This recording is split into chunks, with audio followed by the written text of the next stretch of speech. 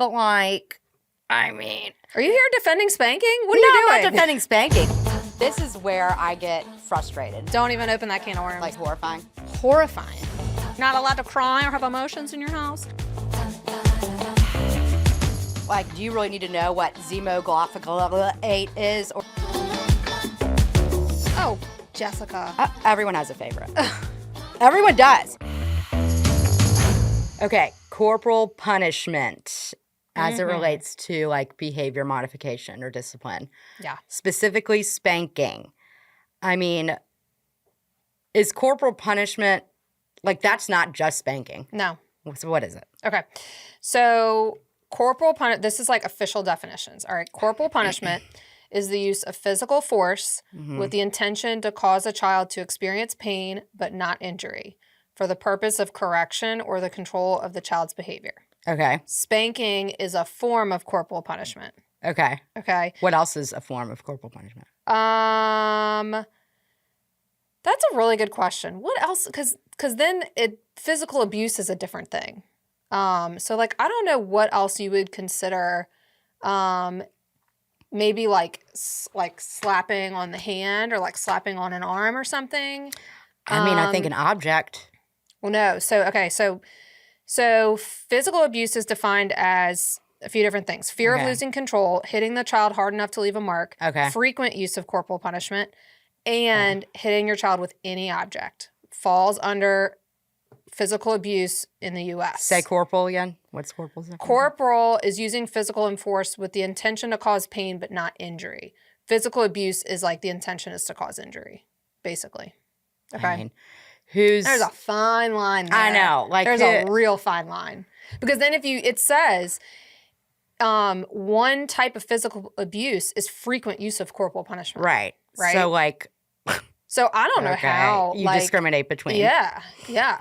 I mean, I know here, like, it takes a lot for DCFS to go check in on a physical abuse allegation. Yes. Like, it's got to be bad for them to go up and do something. Yes. Okay, so how prevalent is corporal punishment? Okay, so in the U.S., 99% of parents hit toddlers in 1957, which is like... That tracks, though. That's crazy. Toddlers. 94% hit toddlers in 1999, which was not that long ago. No. Okay? But then you see a big Toddler shift. is like what, 2 to 4? Yes, okay. Yes.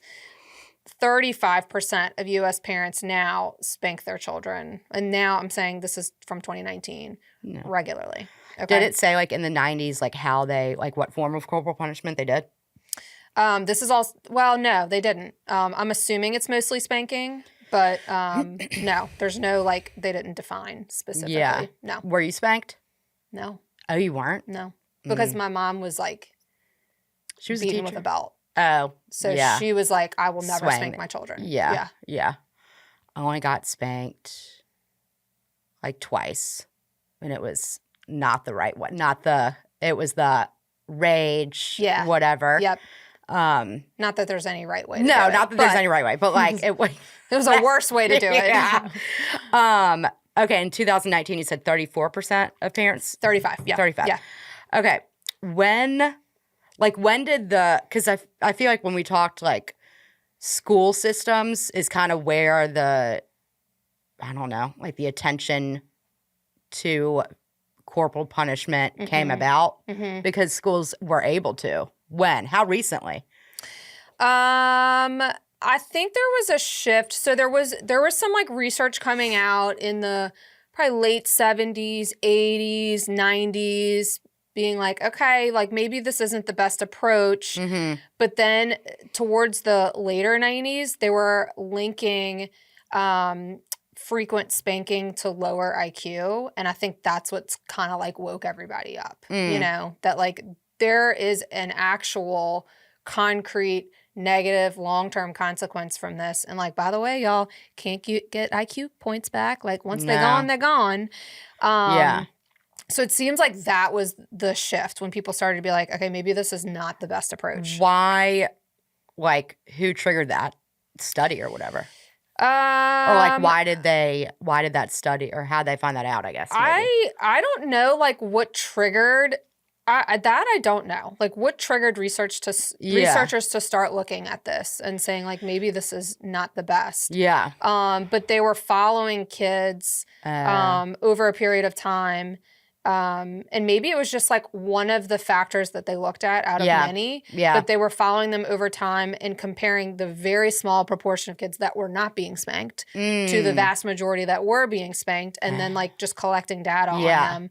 And they found that the small proportion of kids who were not being spanked had an average IQ of 20 points higher than the U.S. average, and then which is the rest of the kids who are being spanked, basically, right? Because they were constituting the average. Yeah. Okay. So like pretty significant difference. That is significant. 20 points. That's like a standard deviation, right? Yes. Yeah. That's a lot. Like you can go from being average to like intellectual disability low with those 20 points. Yep. Other research has shown like a smaller difference, but still there is like for sure a difference that has been documented in research in IQ levels between kids who are frequently spanked and kids who are never spanked. What's frequently mean? I know. They didn't define that. Yeah. They did not define that. Once a week, once a day. So that's, all right, so this is what I compare it to, okay? Because that was a question that came in my head when I was reading this. I was like, they're not defining what frequent means, because that can mean something very different. To different people. Yep. Okay.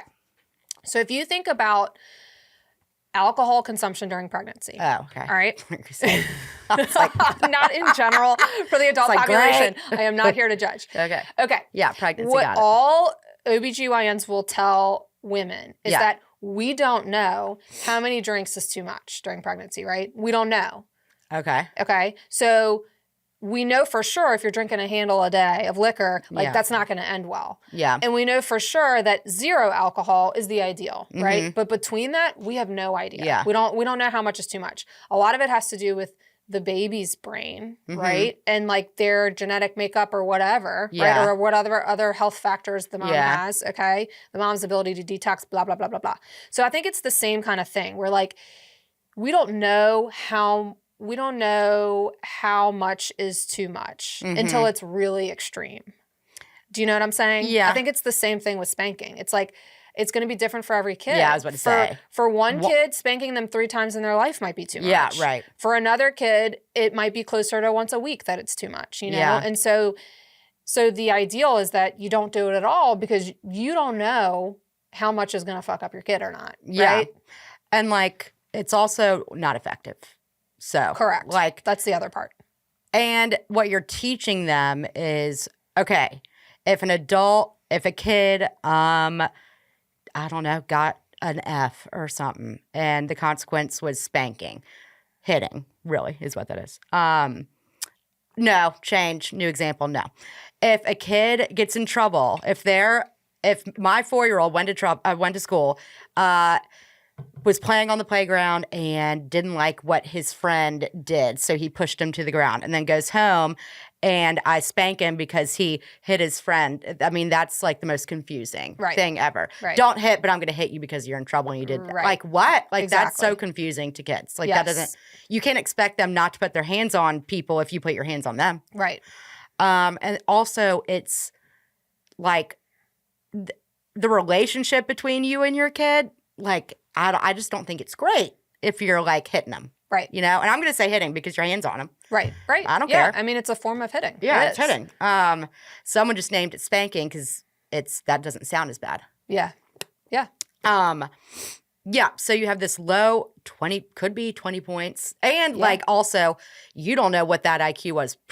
Exactly. What am I trying to say? Like, you don't know if they're predisposition for already having a low IQ. Yes, exactly. If your kid already like naturally has a lower IQ and then you drop them even 5 points. Yeah. Like, you can do some major damage long term. Like, there's a definite difference between intellectual disability mild and intellectual disability moderate. Yes. And isn't there a link with not like, it doesn't trigger autism, but like, if it kind of goes back to that, what the example I just said, if your kid, or I guess it's with any exceptionality, but whatever, your kid is diagnosed with autism, so they all may, because it always looks different on different kids, but like if the kid is already struggling, discriminating like interactions, like peer interactions or problem solving or boundaries or emotional regulation and all of that stuff because of a diagnosis. And then you add spanking to that, that's just going to like exacerbate confusion. Yep. Yeah. So one of the things in these studies that they listed as a limitation, which was really interesting, they said, you know, we had no way to know, just like you said, we had no way to know where these kids' IQs were before the spanking. Yeah. So is it possible that the parents were more likely to spank kids who had a lower IQ because they couldn't communicate with them or whatever, various reasons. But what they said was those kids even more so should not be spanked because whatever cognitive ability that they have, you're making it even worse. Yeah. Right? So you're just worsening your own problem. And like, we don't know how frequent, like what the frequency, like what is frequent. Yeah. I would assume form of corporal punishment matters. Like if you're spanking with a hand or you're like, go pick a switch out of the backyard or go get my belt or like a shoe or whatever, or you're like chasing after them and they're like screaming to get away from you, like that is your that's now their trauma response. Right. So every time they're faced with any sort of like stressful event, now their brain is going to trick them into thinking something is dangerous when it's not. Yeah. So I think and also there's a difference, like you said in the beginning, like if, like, is this like, listen, you fucked up, like you got to get a spanking. So do you want it in 1 minute or 2?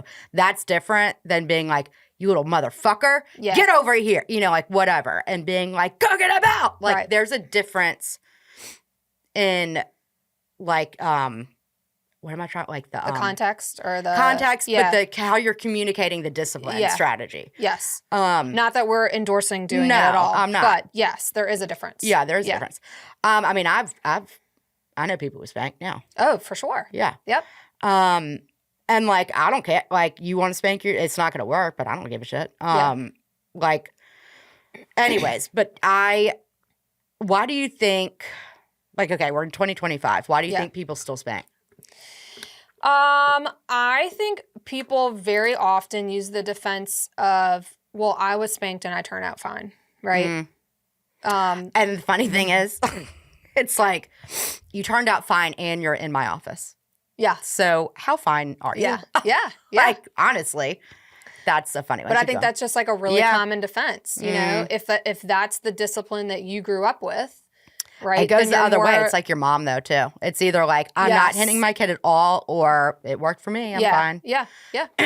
And I think it's cultural and regional. Yes. And like, I don't know. Like I had a client, Hispanic, and that was just, like, it was just like their cultural way. Yeah. And it wasn't like some scary, I mean, did it work? No. Is it effective? No. Like, was it probably not the best thing for that, like, relationship? No. Will they be all right? Yeah. You know? Yes. Like, it you know what I mean? Yes. So it's like, there's that, and like in the South, too, I feel like. Yeah. Like, Alabama v. Washington State. Right. Correct. Like, I don't it's think going to people be a be big spanked. difference in prevalence.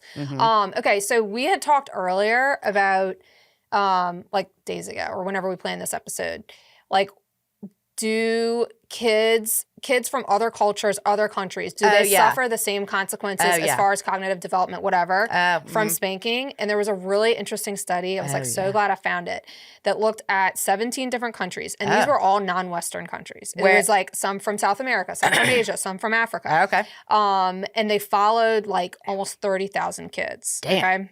Does it give ages? 3 to 6 years old. Okay. And they looked at over time what was the association between discipline and cognitive development, social emotional development, whatever. Yeah. And they found the same results that we see here. It was the same thing. So even though it may be more culturally accepted in other places, it still is causing the same negative consequences. Okay. Just like, you know, not that long ago in the 50s, 99% of the country spanked toddlers, right? So yeah, it was the norm, but that doesn't mean it didn't cause a lot of problems long term, right? Yeah. So it's the same results. It was the same social emotional delays, cognitive delays, same thing. Yeah, but like, I mean, are you here defending spanking? What are no, you doing? I'm not defending spanking, but like also, I don't know that. Like I said this before, like parents aren't waking up being like, most parents, Correct. whatever. Yes. Also in like whatever countries those in, like how educated are the parents? Oh yeah, and I'm not faulting them because if that's all you know, right? That's all you know. And you don't know any other different way to parent. Right. But like whoever did that research, once they got that data, they like, you should probably set up some shit. Hopefully they did. Yeah. Hopefully they did. But I think they were just trying to show like this isn't like a US phenomenon. This isn't a Western country phenomenon. But did it say in there how prevalent it was? Extremely prevalent. Yeah. Extremely. Yeah. Yeah. It was the majority. Yeah. Vast majority. I mean, I think, I don't know. I mean, getting whooped? I don't know. I mean, I don't think it's not good. You want to talk about what it does to the brain? Sure, you can. Okay. Ain't gonna be Would me. you like me to talk about what it does to the brain? Okay, just a couple of things before I talk about what actually happens to the brain. Let me just talk about, in general, what happens to kids long-term who are spanked frequently. Okay, well, at least what do you define your frequent? That's what we don't know. That's the problem. Okay, all these studies say frequently, regularly, blah blah blah blah blah. Well, let's do like. But I don't know because I'd be making it up. Well, we're making. Okay, here we go. Let me just tell you what it does. All right. Kids who are this says physically abused. Kids who are physically abused are 2 to 3 times more likely to have internalizing and externalizing mental health disorders, which means externalizing is like behavioral issues. Mm-hmm. Internalizing means things like anxiety, depression. Mm-hmm. All right. It increases rates of physical aggression. Kids who were spanked at 3 were 50% more likely to be aggressive at 5. Yeah. Increases rates of delinquent behaviors later in childhood and adulthood. Yeah. It actually results in lower levels of compliance compared to other parenting practices. Lower, what they say, moral internalization, quote unquote, which means kids are less likely to do the right thing when the parent's not around because they're only doing the right thing out of fear for retaliation from the parent, right? External. Locus of control. Yes. And then we talked about the IQ stuff. So decrease in IQ by at least 5 points on average compared to kids who are disciplined in other ways. Part of that they said is that, this makes sense. The corporal punishment causes chronic stress in the brain, which negatively affects brain development. Well, that's like you're living in a trauma response. Correct. Yeah. Okay. So God, my IQ is probably living. Kids who were spanked exhibited greater activation, and I'm going to say these brain regions, and I know it's like a lot of jargon, but in multiple regions of the medial and lateral prefrontal cortex. So your prefrontal cortex is super important for so many things. Is that memory? So many higher functioning things. It's like executive function, memory. Yeah, it's like a ton of things. So they had greater activation in these areas when they responded to fearful versus neutral faces. Okay, so there's these studies where they'll show kids pictures of faces and some of them are smiling and some of them are just flat, no expression. And then some of them have angry, scary faces, whatever. So the kids have a way increased brain activation when they're looking at the scary faces compared to kids who are not spanked, okay? This was interesting. The children who were spanked had the same level of activation as children who were abused. Well, what's the difference? Okay, because remember what we said, physical abuse, right, is hitting with objects, leaving a mark, hitting with intent to cause injury. No, because listen, I have a lot of friends who spank, and I know that they do not hit their kids with switches and belts and shit. Yeah, but you can leave a fucking mark with a hand. But listen, this is a message to those parents saying you think you're doing less damage by spanking because you're not hitting your kid with a belt, you're not hitting them with the switch, you're not hitting them with an electrical cord, but actually in their brain you are doing the same damage. Yeah, that's what I'm saying. It's the same thing. We're saying the same thing. Okay. So what's actually happening in the brain, like you said, so the amygdala, which is your fear center in your brain, all right, is being activated way more than it should, okay, in response to fearful faces. It alters the way they respond to emotional cues in a way that's similar to children who are abused, like I said. And here's the problem long term, okay? Because you might hear that and be like, well, I want my kid to respond in a big way to fearful stimuli, right? Yeah. These responses are very maladaptive long term, okay? Because they increase emotional reactivity. Mm-hmm. They cause difficulties with emotion regulation. Yeah. They cause something, if you heard of hostile attribution bias, you know what that is? No, but tell it's me. It's basically assuming everything is a threat. Oh, yeah. Everything in the world is a threat, okay? Yep. And then it increases the risk for mental health issues, like we said, or psychopathology, okay? I mean, wait, what did you say? Oh, also, wait, go back a little bit. You said increase emotional regulation. Hostile attribution bias. Yeah, and also it's like what does the parent look like during it? Yeah. And like why is like I mean, I'm assuming you're not like, okay, John, like you're not doing okay, Johnny, do you want 1 minute or 2 minutes before I pop you on the back? Yeah. Like most parents are like at 1,000. Yeah. And like, why are you on 1,000? Yeah. Like why is your frustration tolerance and emotional regulation so dysregulated? And okay, I want to say in defense of parents, I know how you feel. Like there are times when I'm like freaking the fuck out in my head and I'm like, or I'm like yelling like a crazy, hit these kids, you know? Yeah. We all get there emotionally, right? Yeah. Because it's hard being a parent. Yeah. It's stressful, especially nowadays. And like sometimes you just like you are pushed to the nth degree and you got no more patience left in you. Yeah. So like I think that's the message is like I want parents to understand that we know how they feel. Yeah. You know? And like you're not wrong for having those feelings. It's something you can work on. What?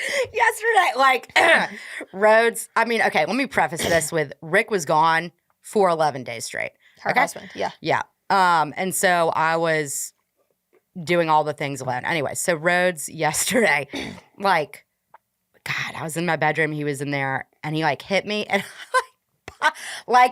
just instinctively. And like I've never done that, and I didn't do it hard, but like it was like if you like popped me, I popped you back. Oh yeah, and I was like, oh whoopsie poopsie. Yeah, but like that's because my thing was so low. My I had no rope left or whatever, you know, like burned out. But like I think so. The point is like being really self-aware. Yeah. In the moment. And like what you're saying, like we all get, like we're all flooded. Yeah. But then like, what do you do instead? Right. And like learning if you mess up, trying to learn from that, right? Try to correct it. Yep. You know? Yeah. And don't be like, oh, well, guess this is like, this is what we do now. Yep. Like, oh, I just like popped Rhodes back on the arm. I guess I'm just going to like lean into that. Yeah. Like, no. You gotta like, when that happens, when you lose your cool, because we all lose our cool sometimes. We all lose our cool. Yeah. You gotta like afterwards take a step back and be like, what just happened? Yeah. You know, and then try to correct on your own in your own brain, do whatever you have to do. Yeah. And then try to repair with the kid. Yeah. Yeah.